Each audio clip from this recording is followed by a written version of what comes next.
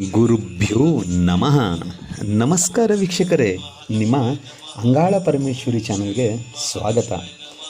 ವೀಕ್ಷಕರೇ, ನಾಡಿದ್ದು ಹುಣ್ಣಿಮೆ ಇರೋದ್ರಿಂದ ಹುಣ್ಣಿಮೆಯ ದಿನ ನೀವು ಅದರಲ್ಲೂ ಶುಕ್ರವಾರ ಬಂದಿರೋದ್ರಿಂದ ಅವತ್ತಿನ ದಿನ ನಾನು ಹೇಳುವ ಹಾಗೆ ಒಂದು ದೀಪವನ್ನು ಏನಾದರೂ ನಿಮ್ಮ ಮನೆಯಲ್ಲಿ ಹಚ್ಚಿದರೆ ಸಾಕು, ಮನೆಯಲ್ಲಿ ದುಡ್ಡೇ ದುಡ್ಡು, ನಿಮ್ಮ ಇರುವಷ್ಟು ದರಿದ್ರವನ್ನು ತಗೊಂಡೋಗ್ಬಿಡುತ್ತೆ.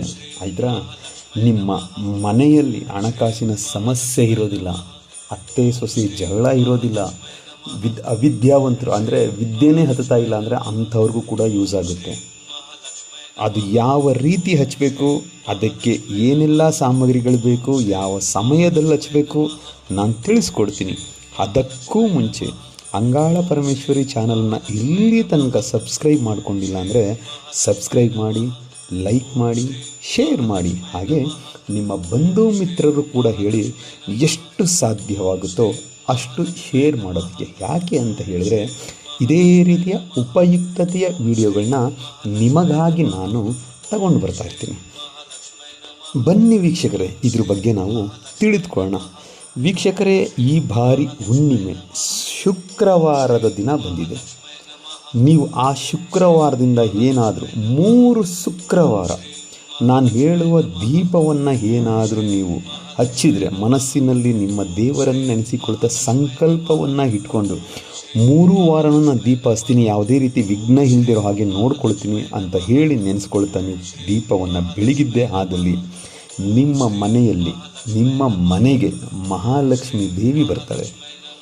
ನಿಮ್ಮ ಎಲ್ಲ ದರಿದ್ರಗಳು ಕಳೆದು ನಿಮ್ಮ ಬಾಳಿನಲ್ಲಿ ಹೊಸ ಅಧ್ಯಾಯ ಸ್ಟಾರ್ಟ್ ಆಗುತ್ತೆ. ನೋಡಿ ಸ್ನೇಹಿತರೆ, ಶುಕ್ರವಾರದ ದಿನ, ಅದರಲ್ಲೂ ಅವತ್ತಿನ ದಿನ ಅಂದರೆ ಗಂಡು ಮಕ್ಕಳೂ ಹಚ್ಬೋದು, ಅದರಲ್ಲೂ ಮನೆ ಹೆಣ್ಣು ಮಕ್ಕಳು, ಸೊಸೆ ಆಗ್ಬೋದು, ಮಗಳಾಗ್ಬೋದು, ಯಾರು ಇರ್ತಾರೋ ಅವ್ರಿಗೇನಾದರೂ ಈ ದೀಪ ಹಚ್ಚಿದ್ದೇ ಆದಲ್ಲಿ ವೀಕ್ಷಕರೇ ತುಂಬ ಅಂದರೆ ತುಂಬ ಹೊಳಿತನ ಕಾಣ್ತೀರ.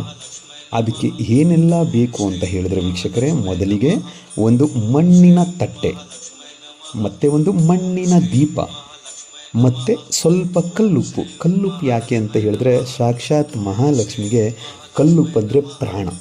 ಮತ್ತು ಎಳ್ಳೆಣ್ಣೆ, ಸ್ವಲ್ಪ ಅರಿಶಿಣ. ಮೊದಲಿಗೆ ನೀವೇನು ಮಾಡಬೇಕು, ಮಣ್ಣಿನ ತಟ್ಟೆಗೆ ಅರಿಶಿಣದಿಂದ ಲೇಪನ ಮಾಡಿಕೊಳ್ಬೇಕು. ಅರಿಶಿಣದಿಂದ ಲೇಪನ ಮಾಡಿ ಆದ ಮೇಲೆ ನೀವು ಏನು ಈಗ ನಿಮಗೆ ಸಾಮಗ್ರಿ ನಾನು ಹೇಳಿದ್ನೇನೋ, ಮಣ್ಣಿನ ತಟ್ಟೆ, ಕಲ್ಲುಪ್ಪು, ಮಣ್ಣಿನ ದೀಪ, ಅರಿಶಿಣ, ಎಳ್ಳೆಣ್ಣೆ, ಇದನ್ನು ಒಂದಿನ ಮುಂಚೆನೇ ತಂದಿಟ್ಕೊಳ್ಬೇಕು ನೀವು ವೀಕ್ಷಕರೇ. ಸೊ ಇಟ್ಕೊಂಡು ಅದರಲ್ಲೂ ಇದನ್ನು ಬ್ರಾಹ್ಮಿ ಮುಹೂರ್ತದಲ್ಲಿ ಮಾಡಿದರೆ ತುಂಬ ಒಳ್ಳೆಯದು, ಅಥವಾ ಸಾಯಂಕಾಲ, 2 ಸಮಯದಲ್ಲಿ ಯಾವಾಗಾದರೂ ಮಾಡಬಹುದು. ತಂದು ನೀವು ಮೊದಲಿಗೆ ಸ್ವಲ್ಪ ಆರತ ಅಕ್ಷತೆ ರೆಡಿ ಮಾಡಿಟ್ಕೊಳ್ಳಿ. ಅಕ್ಷತೆಯನ್ನು ರೆಡಿ ಮಾಡಿಟ್ಕೊಂಡು ಮಣ್ಣಿನ ದೀಪಗೆ ನೀವು ಅರಿಶಿಣದಿಂದ ಲೇಪನ ಮಾಡಿ ಆದ ಮೇಲೆ ಆ ಮಣ್ಣಿನ ತಟ್ಟೆಯೊಳಗೆ ಕಲ್ಲುಪ್ಪನ್ನು ಹಾಕಿಬಿಡಿ. ಕಲ್ಲುಪ್ಪನ್ನು ಹಾಕಿ ಆದ ಮೇಲೆ ಅದರ ಮೇಲೆ ಮಣ್ಣಿನ ದೀಪವನ್ನು ಇಡಿ. ಮಣ್ಣಿನ ದೀಪವನ್ನು ಇಟ್ಟು 2 ಬತ್ತಿಯನ್ನು ರೆಡಿ ಮಾಡಿಕೊಳ್ಳಿ. 2 ಬತ್ತಿಯನ್ನು ರೆಡಿ ಮಾಡಿ 2 ಬತ್ತಿಯನ್ನು ಒಂದು ಮಾಡಬೇಕು ವೀಕ್ಷಕರೇ. ಒಂದು ಹತ್ತಿಯಿಂದ ಮಾಡಿರೋ ಬತ್ತಿನ ಒಂದು ಮಾಡಿಕೊಂಡು ಮೊದಲಿಗೆ ದೀಪಕ್ಕೆ ಎಣ್ಣೆಯನ್ನು ಹಚ್ಚಿ, ಎಣ್ಣೆಯನ್ನು ಹಾಕಿ ಆದ ಮೇಲೆ, ಯಾವ ಎಣ್ಣೆ? ಎಳ್ಳೆಣ್ಣೆ ಹಾಕಿ ಆದ ಮೇಲೆ ದೀಪವನ್ನು, ಬತ್ತಿ ಏನಿದೆ ಬತ್ತಿಯನ್ನು ಇಡಿ. ಬತ್ತಿಯನ್ನು ಇಟ್ಟು ದೀಪವನ್ನು ಬೆಳಗಿಸ್ಬೇಕು. ಯಾವ ರೀತಿ?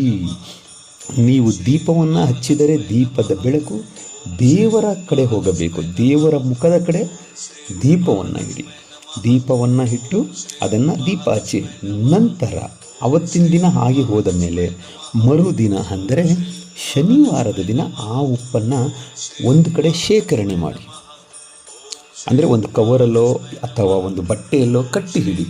ಇದೇ ರೀತಿಯಾಗಿ ನೀವು 3 ಶುಕ್ರವಾರ ಮಾಡಬೇಕು. ಮೊದಲನೇ ಶುಕ್ರವಾರ ಮಾಡಿದ ನಂತರ ನೆಕ್ಸ್ಟ್ ಶನಿವಾರ ಒಂದು ಬಟ್ಟೆಯಲ್ಲಿ ಉಪ್ಪನ್ನು ಕಟ್ಟಿಡಬೇಕು. ಮತ್ತು 2ನೇ ಶುಕ್ರವಾರ ಮಾಡಿದ ಮೇಲೆ ಶನಿವಾರ ಅದೇ ರೀತಿ ಮಾಡಬೇಕು.